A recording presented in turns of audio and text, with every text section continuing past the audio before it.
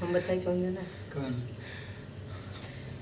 अरे कबले चराइबा पाड़ी पाड़ा राजऊ जा कमाए लेला हमसे गाड़ी भाड़ा राजऊ। अरे पाड़ी पाड़ा कहवे बहाना रनिया तोर सुरतिया मनवा कैला मोर दीवाना रनिया।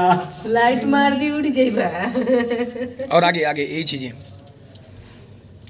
जी आज बड़ा कालू होई है गुचे कैसे खियाइबा बात नहीं समझेला।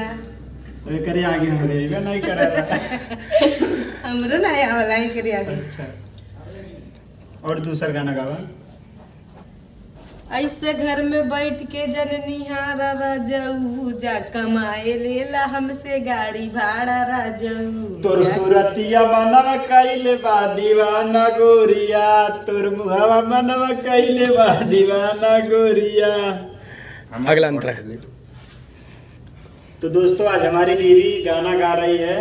हरे कबले चरइबा पाड़ी पाड़ा रजऊ जा कमाए लेला हमसे गाड़ी भाड़ा राजऊ। दे गाड़ी भाड़ा दे जाते कमाए बाबू दे। कान में ईयरफोन उसको दीजिए।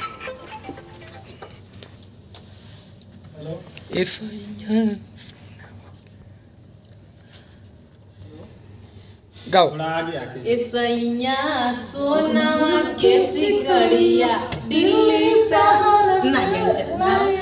ईयरफोन उसके कानों में सुनाई देगा तभी सही रहेगा। चलो लाइट नहीं मारेगा। सैया सोनावा के सिकड़िया दिल्ली शहर से लइहाना दिल्ली शहर से लइहाना हो दिल्ली शहर से लइहाना कि तोह से कहेले तोहर में हरिया बतिया जन तू भुलैहाना। सैया सोनावा के सिकड़िया दिल्ली शहर से लइहाना। और एक गाना और कोई बकुला वाला हम ना जाने दे। कोनो अच्छा कोई गाना जो देहात का अच्छा गाना याद जानती हो। हाँ गाओ। अरे अगल से चुमैया भौजी बगल से चुमैया है कौन गाना तब कौन और पराठा लगाई दे हैं, तब कौन गाना गाएबू? गाओ अच्छा कोई अच्छा बढ़िया।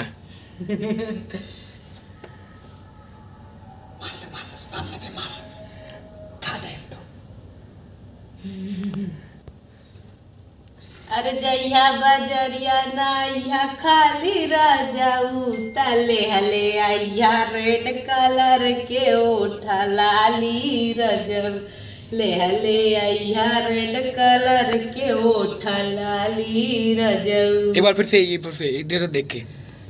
अरे जइहा बजरिया नाइहा खाली राजाऊ तले हले आइहा रेड कलर के ओठा लाली रजऊ ले ले आइया रेड कलर के ओठा लाली रजऊ।